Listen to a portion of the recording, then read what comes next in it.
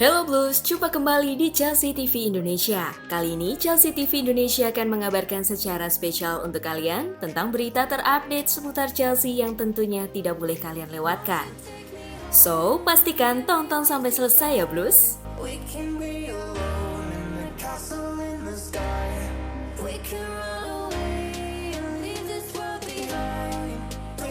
Tiga pemain Chelsea diprediksi absen melawan Newcastle.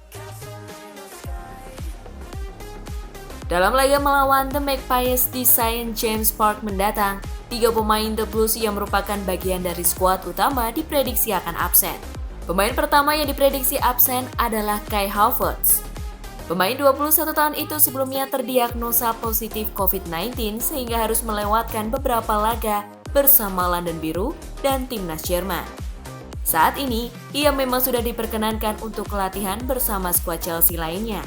Akan tetapi dengan kondisinya yang baru saja pulih dari virus, kecil kemungkinan ia akan tampil. Sementara Christian Pulisic juga diprediksi akan absen akibat cedera yang ia alami jelang laga kontra Burnley 31 Oktober kemarin. The Athletic mengatakan Pulisic harus melanjutkan pemulihannya di Copam. Pemain terakhir adalah Thiago Silva. Pemain asal Brasil itu baru saja pulang dari tugas internasional jelang laga kontra Newcastle, diperkirakan bakal absen. Kehilangan Havertz, Pulisic, dan Thiago Silva memang akan menjadi pukulan berat bagi Chelsea karena ketiganya merupakan anggota dari skuad utama. Tapi berkaca dari beberapa laga terakhir, Chelsea sepertinya masih akan tampil bagus tanpa ketiganya.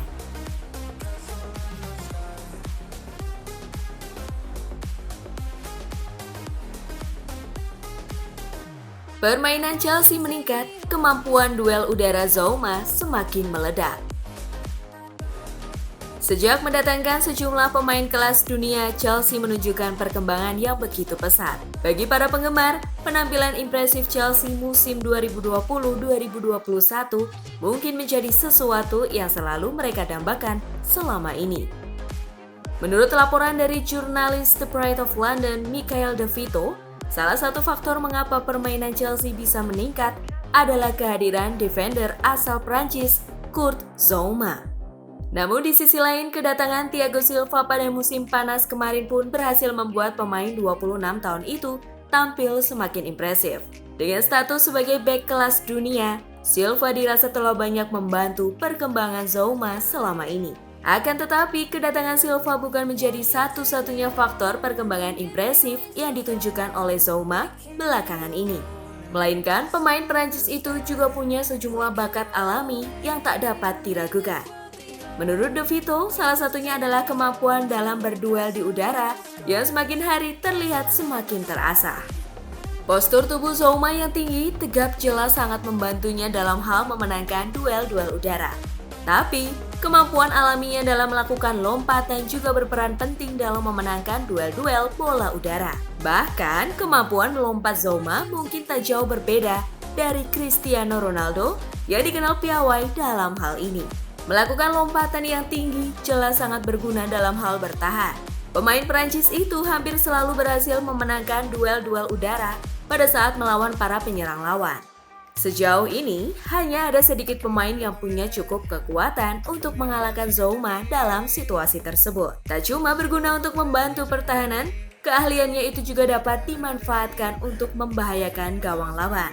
Ia seakan punya insting alami untuk menyambut setiap pemain The Blues pada saat eksekusi bola mati untuk kemudian mengubahnya menjadi sebuah gol untuk timnya. Di masa lalu, memang ketidakmampuan Zouma untuk sundulannya menemui sasaran. Namun sekarang lewat latihan yang keras dan pembinaan dari tim pelatih, keterampilan bola-bola udara pemain asal Prancis itu menjadi nyaris tak tertandingi.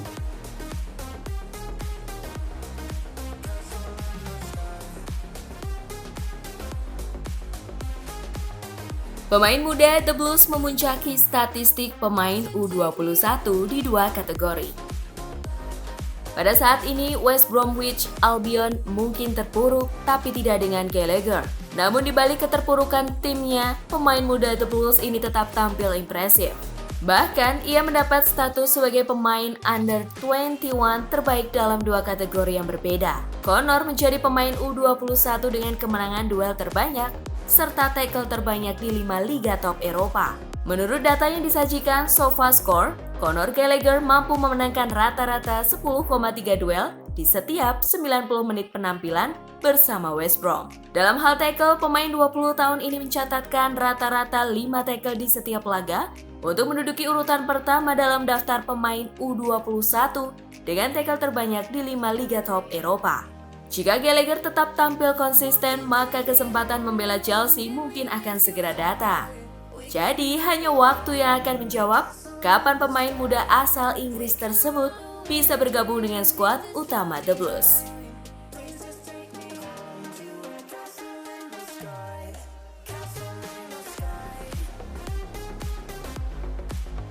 EFL sepakati aturan pergantian 5 pemain. Jadwal padat sejumlah klub akibat pandemi COVID-19 telah membuat banyak pihak menilai bahwa kebijakan 5 pergantian pemain adalah solusi yang tepat untuk masalah tersebut. Tim-tim Liga Inggris kini tengah berusaha mewujudkan peraturan itu.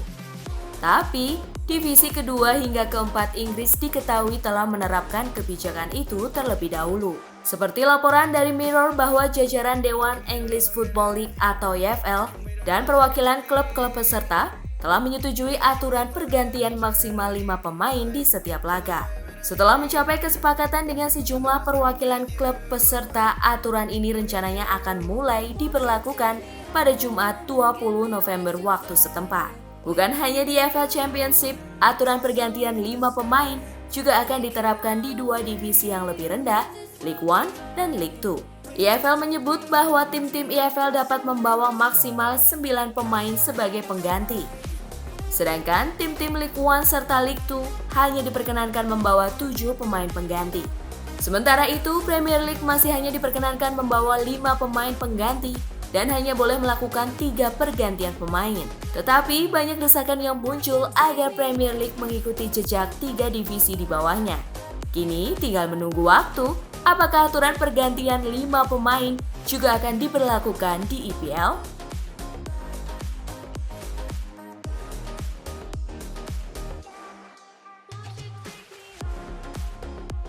Lampard akui jadi pelatih lebih sulit ketimbang jadi pemain.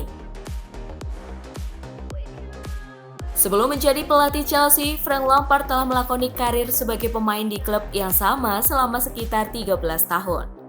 Lampard yang menjadi pelatih mulai tahun 2018 tentu sadar ada perbedaan antara menjadi pemain dan pelatih. Ketika Lampard tiba menggantikan posisi Maurizio Sarri, London Biru pun menunjukkan performa impresif meski bermain dengan skuad yang bisa dibilang seadanya.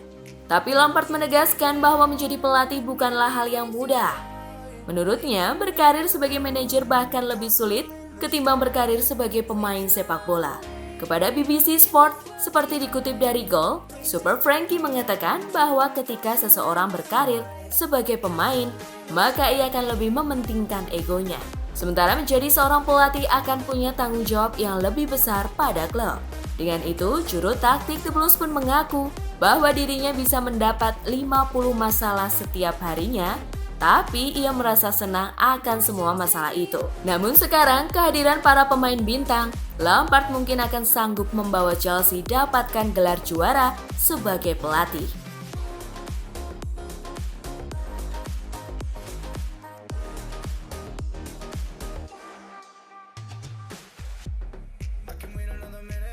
Chelsea U21 kalah, Anjorin impresif, Gilmour kembali dari cedera, Drinkwater tampil penuh.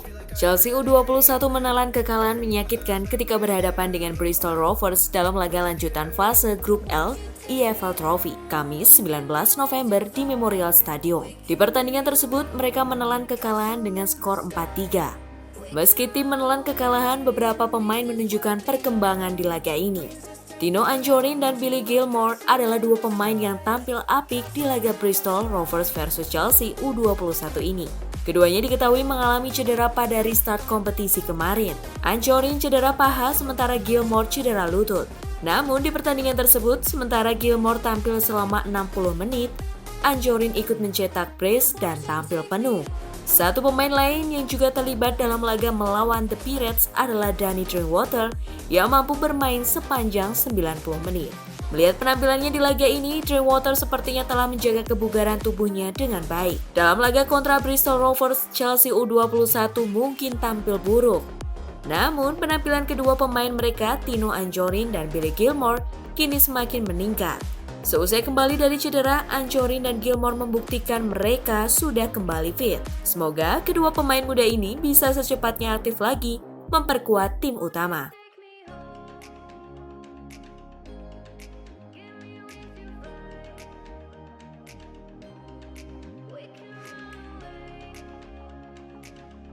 Itulah tadi beberapa berita terhangat minggu ini yang berkaitan dengan Chelsea. Bagaimana tanggapan kalian tentang berita-berita tadi, Blues?